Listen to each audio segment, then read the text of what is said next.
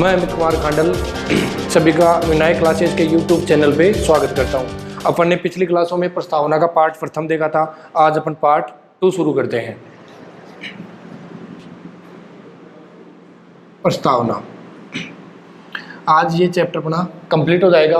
पिछली क्लास में अपन ने प्रस्तावना के बारे में देखा था कि भाई प्रस्तावना की जो अपने संविधान का दर्पण है, प्रवेश द्वार है, संविधान का प्रथम पेज इसको माना था। इससे संबंधित कुछ महत्वपूर्ण विवादों के ऊपर अपन ने चर्चा की थी प्रस्तावना के बारे में, जैसे केशवानंद भारती केरल राज्य विवाद, बेरूबारी विवाद, अपना 1994 का मिनर्वा मिल्स बनाम मुंबई राज्य विवाद आदि विवादों के बारे में अपन ने चर्चा की थी।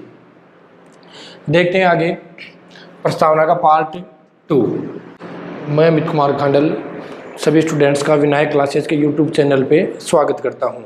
अपन ने पिछली क्लास में प्रस्तावना के बारे में पढ़ा था पॉलिटिकल की क्लास में, और आज अपन इस प्रस्तावना के चैप्टर को कंप्लीट करते हैं और आगे देखते हैं।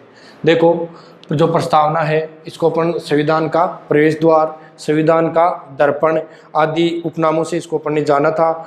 और जो प्रस्तावना है इसमें अभी तक एक बार संशोधन हुआ है, 42वां संविधान संशोधन 1976। इन सब बातों के बारे में अपन ने चर्चा पिछली क्लास में कंप्लीट कर ली थी। आज अपन इसकी प्रमुख जो शब्दावली के बारे में मैंने आपको कहा था पिछले वीडियो में कि भाई अपन इसकी प्रमुख शब्दावली के बारे में चर्चा करेंगे, और इसके जो कुछ मोस्ट क्वेश्चन बनते हैं उनके बारे में अपन क्या करेंगे, चर्चा करेंगे। देखो, यदि अपन बात करते हैं प्रस्तावना के बारे में तो इसमें जो है लिखा हुआ है, हम भारत के लोग, हम भारत के लोग संपूर्ण प्रभुत्व संपन्न, हम भारत के लोग संपूर्ण प्रभुत्व संपन्न समाजवादी पंथ निरपेक्ष लोकतंत्रात्मक गणराज्य, इस प्रकार से अपना लिखा हुआ है इसमें। और आखिरी में लिखा हुआ है अंगीकृत अधिनियमित व आत्म अर्पित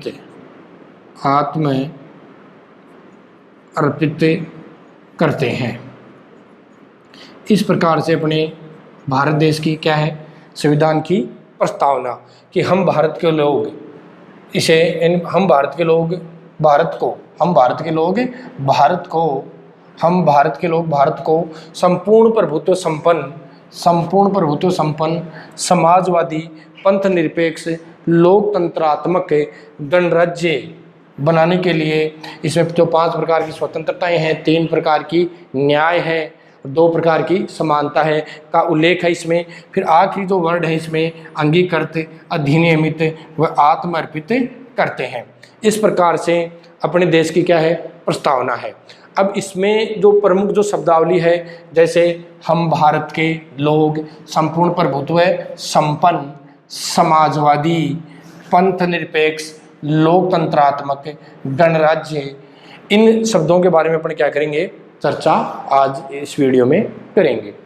तो पहली बात, हम भारत के लोग भारत को संपूर्ण प्रभुत्व संपन्न समाजवादी पंथ निरपेक्ष लोकतंत्रात्मक गणराज्य बनाने के लिए इसको आखिरी के जो वर्ड है अंगीकृत अधिनियमित व आत्मर्पित करते हैं। अब देखो, इसमें हम भारत के लोग, यानी शुरुआती जो इसमें जो वर्ड है वो है हम भारत के लोग, यानी इसे संपूर्ण प्रभुत्व संपन्न, हम भारत के लोग संपूर्ण प्रभुत्व संपन्न समाजवादी पंथ निरपेक्ष लोकतंत्रात्मक गणराज्य। तो इन वर्डों के बारे में अपन आज चर्चा करेंगे। तो इसमें अपन देखेंगे कि हम भारत के लोग, इसे संपूर्ण प्रभुत्व संपन्न समाजवादी पंथ निरपेक्ष लोकतंत्रात्मक गणराज्य बनाने के इसमें बात कही गई है। हम भारत के लोग का मतलब है कि यहाँ पर अंतिम जो शक्ति है, अंतिम यानी जो शासन है, अंतिम शासन किसके अंतर्गत सुपुर्द किया गया है, जनता में। अंतिम शासन किसमें सुपुर्द किया गया है, भारत की जनता में। नेक्स्ट, अंतिम शासन किसमें सुपुर्द किया गया है? भारत की अपनी जनता में सुपुर्द किया गया है। अब इसमें नेक्स्ट है संपूर्ण प्रभुत्व संपन्न। संपूर्ण प्रभुत्व संपन्न यानी संपूर्ण प्रभुत्व संपन्न का यहाँ पर क्या अर्थ होगा? संपूर्ण प्रभुत्व संपन्न, तो देखो संपूर्ण प्रभुत्व संपन्न, संपूर्ण प्रभुत्व संपन्न जो अपनी प्रस्तावना में ये शब्द है, इसका अर्थ ये होता है कि भारत अपने आंतरिक व बाह्य, भारत अपने आंतरिक व बाह्य निर्णय लेने में क्या है? स्वतंत्र है। यानी भारत जो अपने आंतरिक जो फैसले होते हैं उनमें, और जो बाह्य जो फैसले हैं उनको लेने में क्या है? स्वतंत्र है। किसी दूसरे देश के किसी भी प्रकार के कोई दबाव में नहीं है। यानी संपूर्ण प्रभुत्व संपन्न का क्या हो गया अर्थ है? यानी भारत में के जो अपने यहाँ पर जो शासन है, अपने यहाँ पर जो निर्णय लिए जाते हैं उनमें अपन आंतरिक और बाह्य रूप से क्या है? यानी स्वतंत्र है, संपूर्ण प्रभुत्व है संपन्न। नेक्स्ट, यदि आपसे पूछा जाए कि क्वेश्चन कई बार एग्जाम में पूछा गया है कि भारत में अंतिम शक्ति निहित है, यानी भारत में, यानी इस प्रकार से क्वेश्चन एग्जाम में जो प्रारूप का क्वेश्चन पूछा गया वो ये था कि भारत में संप्रभुता निहित है, भारत में संप्रभुता निहित है। ऑप्शन में आपको दे सकता है जैसे जनता, संविधान, जनता हो गया, संविधान हो गया, फिर दे सकता है ऑप्शन में राष्ट्रपति, ऑप्शन में दे सकता है सुप्रीम कोर्ट। तो भारत में संप्रभुता निहित है। तो आपका आंसर क्या हो जाएगा? इसमें आपका जो आंसर सही होगा वो क्या होगा कि भारत में संप्रभुता किसमें निहित है? जनता में। किसमें निहित है? जनता में। अब यही क्वेश्चन दूसरे प्रकार से एग्जाम में पूछा गया कि भारत में संप्रभु है, भारत में संप्रभु है, ये इसी प्रकार का क्वेश्चन था।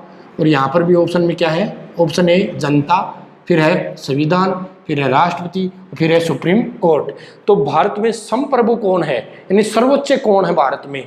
तो आपका आंसर हो जाएगा संविधान। इसका आंसर क्या करोगे? संविधान। कि भारत में संप्रभु कौन है, तो इसका आपको आंसर क्या करना पड़ेगा? संविधान। जबकि भारत में संप्रभुता निहित है, इसका आंसर आपको क्या करना होगा? जनता। कि भाई संप्रभुता तो किसमें निहित आएगी? जनता में। जबकि भारत में संप्रभु कौन है, तो भारत का अपना संविधान इसमें क्या आएगा? संप्रभु है। नेक्स्ट देखते हैं, फिर है आपके सामने एक शब्द है इसमें समाजवादी। क्या है? समाजवाद भी, संपूर्ण संपन्न समाजवाद भी मान सकते हैं इसको आप कि समाजवाद। समाजवाद का वैसे तो कई प्रकार की डेफिनेशन है इसके, अलग अलग है समाजवाद की, लेकिन अपने को यहाँ पर जो एग्जाम की दृष्टि से अपने को समाजवाद का जो समझना है वो केवल इतना होगा कि भारत में जो प्रमुख उत्पादन के साधन हैं उनके ऊपर स्वामित्व है। यानी प्रमुख उत्पादन के साधन, उत्पादन के साधन उनके ऊपर जो वर्चस्व है, अधिकार है, वो किसका है? राज्य का। किसका है? राज्य का। किसका अर्थ है? समाजवाद का। कि भारत में प्रमुख उत्पादन के साधनों के ऊपर जो नियंत्रण है, यानी किसका मान सकते हैं? राज्य का। किसका मान सकते हैं? राज्य का। इसी में समाजवाद में अपन एक डेफिनेशन और ले सकते हैं कि राज्य ये प्रयत्न करेगा कि जो अमीरी और गरीबी का जो भेदभाव है उसको किसी भी प्रकार से उत्पादन के साधनों से या अन्य कोई व्यवस्थाएं कर उनको क्या किया जाए? कम किया जाए। वो भी अपन किस में देख सकते हैं? समाजवाद में। नेक्स्ट देखो, पंथ निरपेक्ष। नेक्स्ट क्या है? पंथ निरपेक्ष। पंथ निरपेक्ष, यदि अपन यहाँ पर पंथ निरपेक्ष की बात करते हैं, किसकी बात करते हैं? पंथ निरपेक्ष। और एक शब्द आता है धर्म निरपेक्ष। एक शब्द क्या आता है? धर्म निरपेक्ष। वैसे तो अपन इनकी दोनों शब्दों की यदि बात करते हैं, एक है पंथ निरपेक्ष, एक है धर्म निरपेक्ष, और अपने भारत के संविधान में इन दोनों ही शब्दों की व्याख्या है कि भाई पंथ निरपेक्ष भी है और धर्म निरपेक्ष भी है।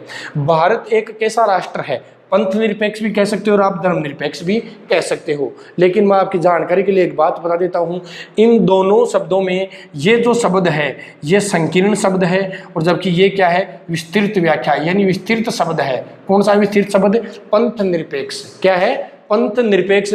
ये किसी एक धर्म का घोतक है, ये क्या है, सिर्फ एक धर्म का घोतक है, जबकि जो पंथ निरपेक्ष होता है वो संप्रदायों का घोतक होता है। किसका घोतक होता है, संप्रदायों का क्या होता है, घोतक। यानी जो संप्रदायों की बहुत सारे जो अपने संप्रदाय हैं उन सब की बात करता है, कौन सा, पंथ निरपेक्ष। जबकि धर्म निरपेक्ष क्या करता है, केवल धर्म की बात करता है। किसकी बात करता है, केवल धर्म की बात करता है, एक धर्म की बात करता है। लेकिन ये केवल क्या है, विस्तृत, यानी ये संप्रदाय का घोतक है, जबकि ये किसका घोतक है, धर्म का। वैसे अपने संविधान में ये दोनों शब्दों में क्या है, सिमिलरिटी मानी गई है कि भाई पंथ निरपेक्ष व जो अपना धर्म निरपेक्ष वो शब्द एक ही मान सकते हैं अपने, यानी संविधान की दृष्टि से। नेक्स्ट बात, यदि आपको मैं एक बात बताता हूँ इसमें कि पंथ निरपेक्ष और धर्म निरपेक्ष का अर्थ ये थोड़ी, यानी ये कभी नहीं होगा कि इसमें भारत का, यानी भारत धर्म विरोधी है या भारत किसी धर्म को मानने नहीं देता है, ऐसा कुछ नहीं है। इससे पंथ निरपेक्ष का अर्थ है कि भारत का कोई राज्य धर्म नहीं है, यानी भारत में कोई राज्य धर्म, यानी किसी को संवैधानिक यानी दर्जा नहीं दिया हुआ है कि भाई ये राष्ट्रीय धर्म है अपना। सभी धर्मों को क्या माना गया है, बिल्कुल सेम माना गया है, सभी को सम्मान दर्जा दिया गया है, सभी को अपने अनुसार जीने का क्या दिया गया है, अधिकार, सभी धर्मावलंबियों को। यानी धर्म विरोधी भारत बिल्कुल भी नहीं है। नेक्स्ट, फिर कौन सा है, लोकतंत्रात्मक। क्या है, लोकतंत्रात्मक। लोकतंत्रात्मक का अर्थ ये हो सकता है कि भारत में जो शासन है वो किसका मान सकते हैं अपन, जनता। यानी जनता के द्वारा जो प्रतिनिधि होते हैं जो चुने जाते हैं, यानी जनता ही अपने शासन की क्या है, मेन भागडोर है। कौन है, जनता। यानी लोकतंत्रात्मक, यानी ये शासन है, इसका जो मेन वर्चस्व किसके हाथ में है, जनता के हाथ में है। फिर एक शब्द आता है कौन सा, गणराज्य। एक शब्द कौन सा आता है, गणराज्य। देखते हैं गणराज्य के बारे में।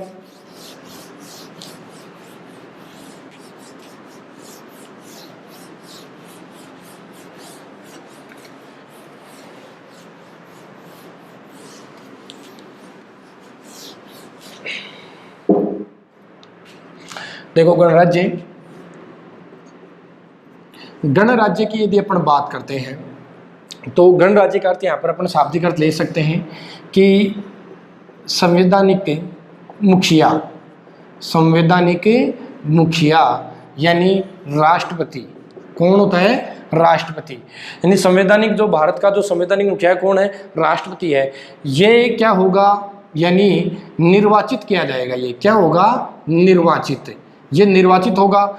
निर्वाचित प्रत्यक्ष भी होते हैं और क्या हो सकते हैं, अप्रत्यक्ष भी। क्या होते हैं, अप्रत्यक्ष भी। यानी निर्वाचित तो ये होता है अपने देश में राष्ट्रपति, लेकिन अपने यहाँ पर कैसा होता है, अप्रत्यक्ष रूप में। लेकिन हो क्या रहा है, ये निर्वाचित तो हो रहा है लेकिन कैसा हो रहा है, अप्रत्यक्ष। भारत में कैसे निर्वाचित होता है, अप्रत्यक्ष। और निर्वाचन कितने प्रकार से, दो प्रकार से, प्रत्यक्ष और दूसरा कौन सा है, अप्रत्यक्ष। अब बात करते हैं कि संवैधानिक मुखिया जो राष्ट्रपति होगा वो निर्वाचित होगा, लेकिन अपने यहाँ भारत में कैसे होता है, अप्रत्यक्ष रूप से।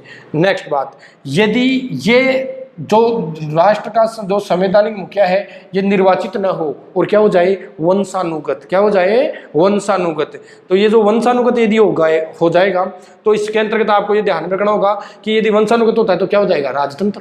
क्या हो जाएगा, राजतंत्र।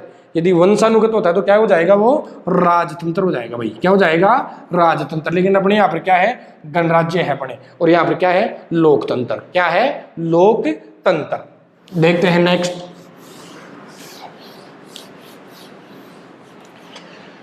नेक्स्ट की यदि अपन बात करते हैं तो नेक्स्ट में आपको इतना ध्यान में रखना है कि कुछ से प्रस्तावना के और क्वेश्चन मैं आपको बताता हूं यहाँ पर, जो काफ़ी बार पूछे गए हैं एग्जाम में।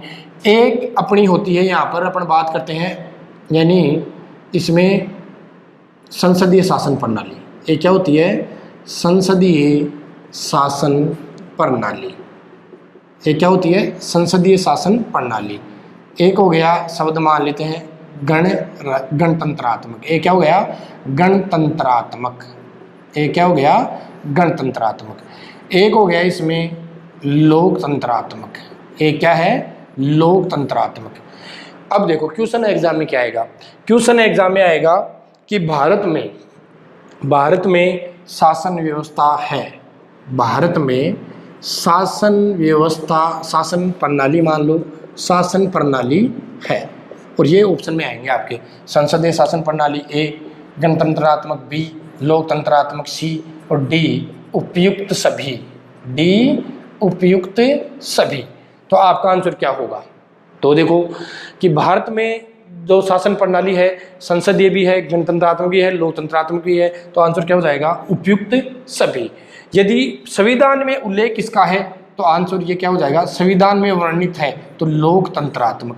जबकि अपनी शासन प्रणालियां हैं, भारत में शासन प्रणाली है तो संसदीय भी हो जाएगी, गणतंत्रात्मक भी हो जाएगी, लोकतंत्रात्मक, लेकिन संविधान में उल्लेखित है तो आंसर क्या हो जाएगा? लोकतंत्रात्मक। और नेता इस प्रकार से क्वेश्चन आता है तो आपका आंसर क्या हो जाएगा? उपयुक्त सभी। क्या हो जाएगा? उपयुक्त सभी। नेक्स्ट एक शब्द, अब इन शब्दों की अपन कुछ बातें करते हैं। देखो, संसदीय शासन प्रणाली हो गया, गणतंत्रात्मक हो गया, लोकतंत्रात्मक हो गया। एक प्रणाली होती है संघात्मक। एक क्या होती है प्रणाली? संघात्मक प्रणाली। अब देखते हैं, एक हो गया संसदीय शासन प्रणाली, गणतंत्रात्मक प्रणाली, लोक। जबकि अपन ने गणतंत्रात्मक का अध्ययन कर लिया कि भाई गणतंत्र क्या होता है। अब इन तीन की डेफिनेशन और देखते हैं कि संसदीय शासन प्रणाली, कि भाई संसदीय शासन प्रणाली क्या होती है। तो पहली बात इसके बारे में देखेंगे, संसदीय शासन प्रणाली यानी जहां कार्यपालिका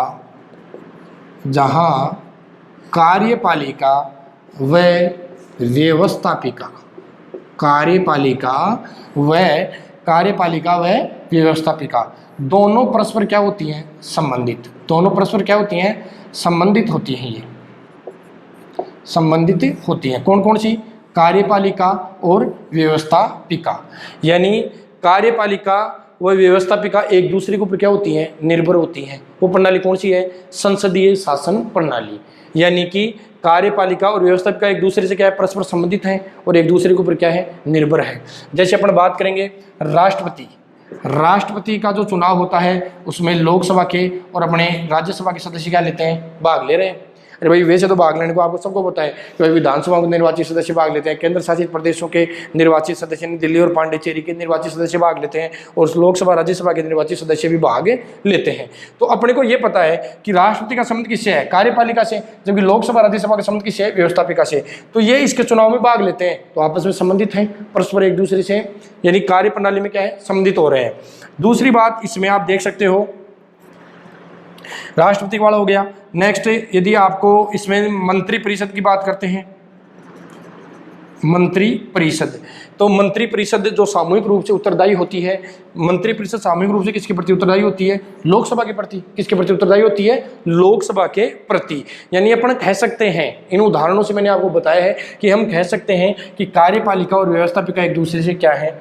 संबंधित है, यानी परस्पर संबंधित है। यह प्रणाली कौन सी प्रणाली होती है? संसदीय शासन प्रणाली होती है। और ये दोनों एक दूसरे से क्या होती है? अलग होती हैं। यानी क्या होती हैं? अलग, परस्पर संबंधित न हो। और संसदीय शासन प्रणाली यानी कार्यपालिका और व्यवस्थापिका एक ही हो, दोनों ही क्या हो जाए? एक ही हो जाए। तो प्रणाली कौन सी होती है? अध्यक्षतात्मक। कौन सी प्रणाली कहलाती है? अध्यक्षतात्मक प्रणाली कहलाती है। और वो कहाँ पर है? यूएसए की। सबसे सर्वश्रेष्ठ अध्यक्षतात्मक प्रणाली जो कहाँ की मानते हैं अपन? यूएसए की मानते हैं। वहाँ पर कार्यपालिका का संवैधानिक प्रधान और वास्तविक प्रधान दोनों एक ही व्यक्ति होता है। वो प्रणाली कौन सी? वो कहलाती है अपनी अध्यक्षतात्मक प्रणाली कहलाती है। जबकि अपने यहाँ संसदीय शासन प्रणाली की एक और अपन व्याख्या कर सकते हैं कि कार्यपालिका का यानी यहाँ पर अपना संविधान का संवैधानिक प्रधान और वास्तविक प्रधान दोनों अलग अलग व्यक्ति होते हैं। तो उस प्रणाली को भी अपन कौन सी मान सकते हैं? संसदीय शासन प्रणाली मान सकते हैं। जबकि इसमें कौन होते हैं? एक ही क्या होता है? संवैधानिक भी और वास्तविक भी दोनों ही क्या होते हैं? एक ही होते हैं। ये कौन सी प्रणाली की बात हो गई? संसदीय शासन प्रणाली। नेक्स्ट देखो, नेक्स्ट की यदि अपन बात करते हैं तो संसदीय शासन प्रणाली हो गई अपनी। नेक्स्ट है लोकतंत्रात्मक प्रणाली। लोकतंत्रात्मक प्रणाली यानी जो शक्ति है वो किसमें निहित है? यहाँ पर जनता में। किसमें निहित है? जनता में क्या है? शक्ति क्या है? निहित है। किसमें? लोकतंत्रात्मक प्रणाली यानी यहाँ पर जनता में संप्रभुता क्या है? निहित है। किसमें? जनता में। तो ये क्या है? कौन सी प्रणाली है? लोकतंत्रात्मक प्रणाली। यानी जनता को अपना शासन चलाने के लिए उम्मीदवारों को यहाँ पर क्या है? चुनने का क्या दिया गया है? अधिकार दिया गया है। तो ये अपनी कौन सी प्रणाली मान सकते हैं अपने? यानी कौन सी मान सकते हैं? लोकतंत्रात्मक प्रणाली। जनता में शक्ति है और जिसमें राजा में शक्ति होती है वो कौन सा होता है? राजतंत्र। वो कौन सा होता है? राजतंत्र होता है। नेक्स्ट देखते हैं, फिर एक प्रणाली आती है अपनी संघात्मक प्रणाली। समझना इस चीज को, संघात्मक प्रणाली। संघात्मक प्रणाली, देखो यदि अपन संघात्मक प्रणाली की बात करते हैं तो संघात्मक प्रणाली के अंतर्गत अपन बात करते हैं, एक तो होती है संघात्मक और एक होती है कौन सी? एकात्मक प्रणाली। एक कौन सी होती है? एकात्मक प्रणाली और एक कौन सी होती है? संघात्मक प्रणाली। अब संघात्मक में भी अपन मान लेते हैं ये संविधान है अपना, और एकात्मक में अपन क्या मान लेते हैं? ये अपना क्या है? संविधान। ये अपना क्या है? संविधान है। और संघात्मक में भी क्या है? संविधान है। अब अपन जो संविधान है ये अपना एक तो हो गया केंद्र और एक होते हैं अपने राज्य। केंद्र और राज्य, ये है केंद्र इधर, इस डायग्राम से आप इसको अच्छी तरीके से समझ सकते हो। एक होता है राज्य। पहली बात, जो संघात्मक प्रणाली होती है उसमें जो संविधान होता है देश का, क्या होता है? संविधान। वो शक्तियों का क्या करता है? विभाजन। शक्तियों का क्या करता है? विभाजन करता है। और किसको देता है? केंद्र को भी देता है और किसको देता है? राज्य को भी देता है। कौन सी प्रणाली में? संघात्मक प्रणाली में।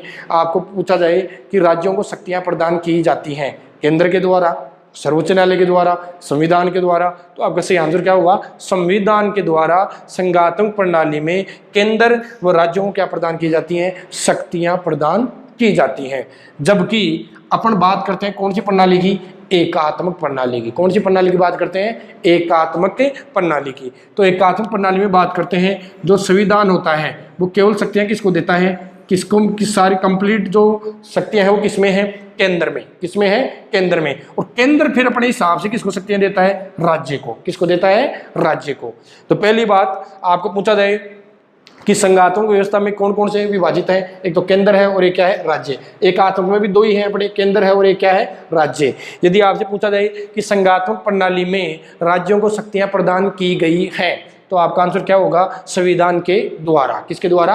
संविधान के द्वारा। जबकि आपको पूछा जाए कि एकात्मक शासन प्रणाली में शक्तियां राज्यों को प्रदान की गई हैं तो आपका आंसर क्या आएगा? केंद्र के द्वारा। किसके द्वारा प्रदान की जाती हैं? केंद्र के द्वारा। यह आपकी कौन सी प्रणाली है? संघात्मक प्रणाली। कौन सी प्रणाली है? संघात्मक प्रणाली। एक ये क्वेश्चन आपका हो गया।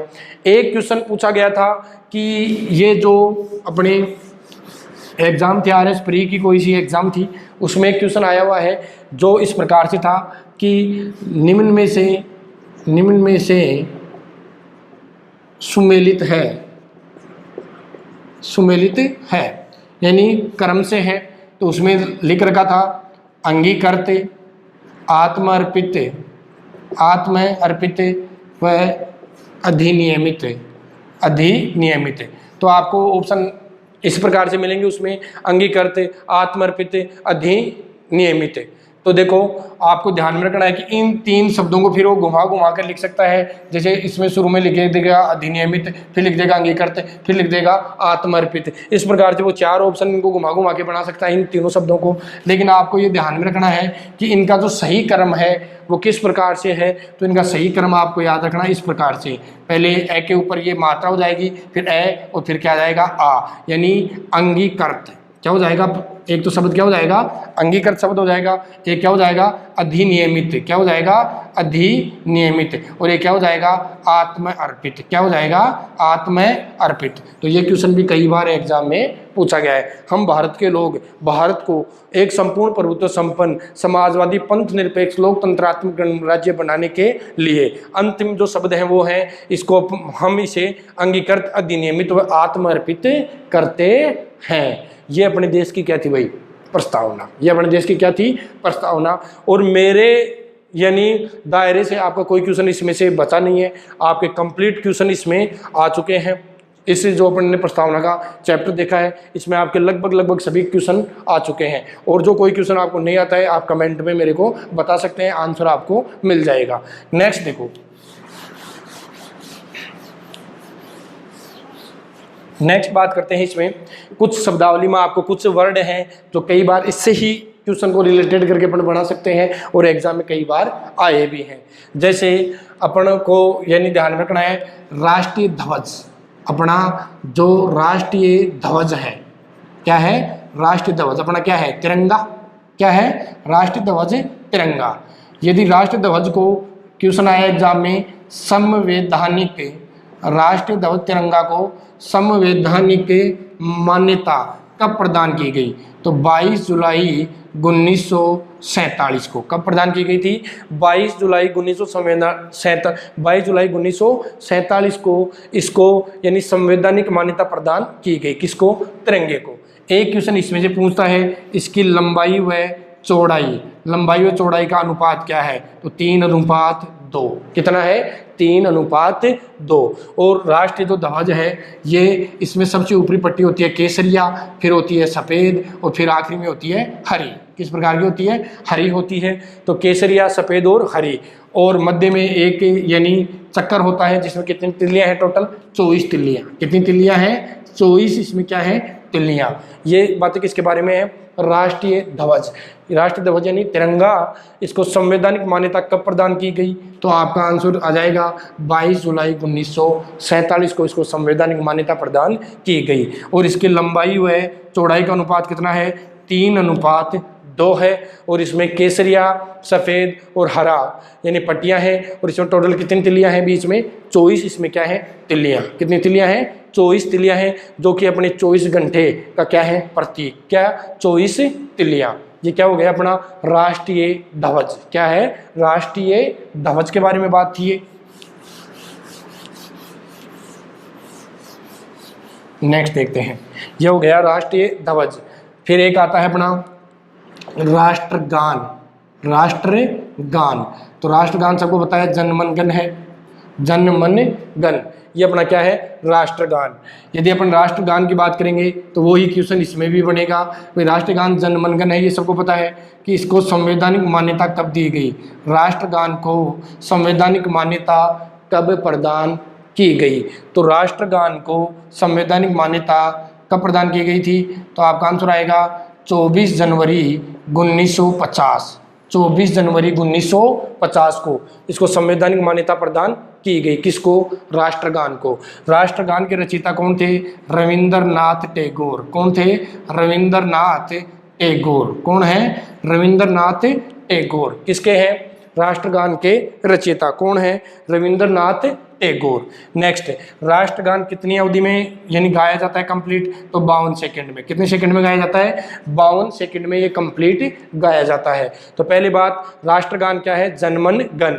इसको संवैधानिक मान्यता कब मिली, तो 24 जनवरी 1950। और इसको जो रचयिता है वो कौन है, रविंद्रनाथ टैगोर। कितने सेकंड में गाया गया, 52 सेकंड में। और रविंद्रनाथ टैगोर ने इसकी रचयिता किसमें की थी, बंगला भाषा में। कौन सी में, बंगला भाषा में इसकी क्या की थी, रचना की थी। फिर उसके बाद में हिंदी में, इंग्लिश में कई इसके वर्जन आ गए, लेकिन शुरुआती दौर में किसमें था, बंगला भाषा में ये क्या था, रचित था। कौन सा, राष्ट्रगान। और ये जो राष्ट्रगान है ये सर्वप्रथम 1911 में कलकत्ता अधिवेशन में, कौन से अधिवेशन में, कलकत्ता अधिवेशन में क्या किया गया था, 1911 में गाया गया था। प्रथम बार 1911 में कलकत्ता अधिवेशन में ये गाया गया था। कौन, राष्ट्रगान। तो ये किसकी बात हो गई, राष्ट्रगान की बात हो गई। नेक्स्ट देखो, फिर अपना आता है इसमें राष्ट्रगीत। एक क्या आता है क्वेश्चन, राष्ट्रगीत। यदि अपन राष्ट्रगीत की बात करते हैं तो राष्ट्रगीत क्या है, वंदे मातरम। क्या है, वंदे मातरम। और आपको पता है कि स्वतंत्र जो अपनी जो स्वतंत्रता का आंदोलन था उसमें जोश और उमंग यानी किसके द्वारा, राष्ट्रगीत वंदे मातरम के द्वारा यानी यहाँ के यानी प्रजा में लाई गई थी। क्या, जागृति लाई गई थी राष्ट्रगीत वंदे मातरम के द्वारा। और जो वंदे जो मातरम है इसके रचयिता हैं बंकिम चंद्र चट्टोपाध्याय। बंकिम चंद्र चट्टोपाध्याय इसके क्या है, रचयिता। किसके, राष्ट्रगीत के। राष्ट्रगीत अपना कौन सा है, वंदे मातरम। रचयिता कौन है? बंकिम चंद्र चट्टोपाध्याय। नेक्स्ट, बंकिम चंद्र चट्टोपाध्याय इसके क्या हो गए? रचयिता हो गए। नेक्स्ट, ये कौन सी भाषा में इनके द्वारा लिखा गया था? तो आंसर आएगा आपका संस्कृत भाषा में। जबकि राष्ट्रगान कौन सी भाषा में लिखा गया था? बांग्ला भाषा में, बंगाली भाषा में। और जबकि राष्ट्रगीत कौन सी भाषा में लिखा गया? संस्कृत भाषा में। अमूमन इसको 65 सेकंड में कंप्लीट गाया जाता है। कितनी सेकंड में गाया जाता है इसको? 65 सेकंड में। कितनी सेकंड में? 65 सेकंड में इसको कंप्लीट गाया जाता है। तो पहली बात, राष्ट्रगीत यानी वंदे मातरम, रचयिता बंकिम चंद्र चट्टोपाध्याय हैं। कौन सी भाषा में? संस्कृत भाषा में लिखा गया था। और इसकी अवधि यानी गायन की अवधि कितनी है? तो आंसर आएगा 65 सेकंड। कितनी है? 65 सेकंड इसकी क्या है? गायन की अवधि है। नेक्स्ट देखो,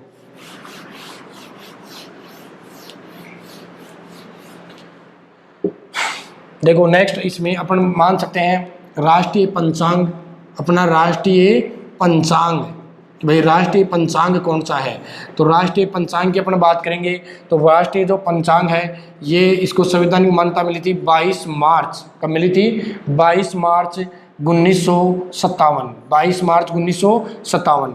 और ये कौन से संवत पर आधारित है? शंख संवत। कौन सा संवत है? शंख संवत। शंख संवत के ऊपर क्या है? आधारित है। और ये किसके समतुल्य है? ग्रीगोरियन कैलेंडर। किसके समकक्ष है? ग्रीगोरियन कैलेंडर के क्या है? समकक्ष है। और जो राष्ट्रीय अपना पंचांग है इसके आधार पर अपने जो सरकारी जो जितने भी कार्य हैं वो किसके आधार पर किए जाते हैं? राष्ट्रीय पंचांग के आधार पर ही किए जाते हैं। इसको बस ये आपको विशेष ध्यान रखना है कि इसको संवैधानिक मान्यता कब मिली? तो 22 मार्च 1957 को इसको क्या मिली? संवैधानिक मान्यता। और ये किस पर आधारित है? शंख संवत के ऊपर आधारित है। शंख संवत के ऊपर आधारित है। और ग्रीगोरियन कैलेंडर के क्या है? समतुल्य इसको माना गया है। किसको? राष्ट्रीय पंचांग को। नेक्स्ट,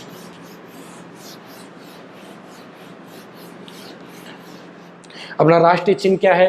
राष्ट्रीय चिन्ह अशोक स्तंभ को मानते हैं।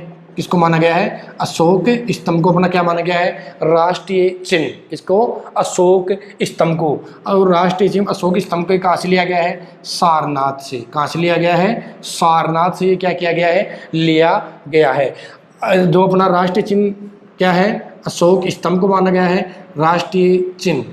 राष्ट्रीय चिन्ह जो माना गया है वो किसको माना गया है? अशोक स्तंभ को। और ये कौन से स्तंभ से लिया गया है?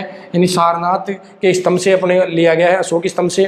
नेक्स्ट, इस जो राष्ट्रीय चिन्ह यानी 4 क्या है? शेरों की आकृतियां हैं। 4 क्या है? शेरों की आकृतियां। इसमें 4 क्या है? शेरों की आकृतियां हैं। और इसके दाएं भाग में यानी दाएं भाग में नीचे की अपन बात करेंगे, यहाँ मध्यवर्ती में वही अपना 24 तिलियाँ बनी हुई हैं। कितनी है? 24 चक्कर इस प्रकार के। नेक्स्ट, इसके ये भी एक बार पूछा गया था हिस्ट्री के फर्स्ट ग्रेड पेपरों में कि भाई इसके सारनाथ का जो स्तंभ है, जो अपना अशोक स्तंभ है, उसके बाएं भाग में कौन सा पशु अंकित है? तो यहाँ पर तो कौन सा है? सांड है। और इधर कौन सा है? इसमें अश्व है यानी घोड़ा। यानी घोड़ा यहाँ पर क्या है? उत्कीर्ण है। किसमें? सारनाथ के अशोक स्तंभ में, जो कि भारत का क्या है? राष्ट्रीय चिन्ह। और इसको संवैधानिक जो मान्यता दी गई थी वो दी गई थी 26 जनवरी 1950। कब दी गई थी? 26 जनवरी 1950 को इसको क्या दी गई थी? संवैधानिक मान्यता। एक बार क्वेश्चन पूछा गया था कि भाई अपना गणतंत्र दिवस मनाते हैं 26 जनवरी को। 26 जनवरी को। अब गणतंत्र दिवस मनाते हैं 26 जनवरी को, क्यों मनाते हैं? क्योंकि इसी दिन अपने भारत के प्रथम राष्ट्रपति कौन? डॉक्टर राजेंद्र प्रसाद ने क्या ली थी? शपथ ग्रहण की थी। कब ली थी? 26 जनवरी 1950 को। कब ली थी ग्रहण? 26 जनवरी 1950 को। तो ये कुछ अपने इसकी शब्दावली है। और आपको सभी को ये पता है कि भाई राष्ट्रीय मिठाई कौन सी है? ये तो आपको सबको पता है कि राष्ट्रीय मिठाई कौन सी है? जलेबी। राष्ट्रीय वृक्ष कौन सा है? बरगद। राष्ट्रीय पुष्प कौन सा है अपना? राष्ट्रीय पुष्प कौन सा है? कमल का फूल है। यानी पुष्प कौन सा है? कमल का। जबकि वृक्ष कौन सा है? बरगद का है। तो ये सभी अपने इसी प्रस्तावना से अपन इनको जोड़कर बातें कर सकते हैं। आप अपने कमेंट्स में बताएं कि आपको ये वीडियो है वो किस प्रकार का लगा। नेक्स्ट, आपको नेक्स्ट पार्ट इसमें संविधान में कौन सा पढ़ाया जाए वो भी आप कमेंट करके बता सकते हैं। तो वो पार्ट आपको पहले पढ़ाया जाएगा। नेक्स्ट, चैनल को सब्सक्राइब जरूर करें। सभी को धन्यवाद।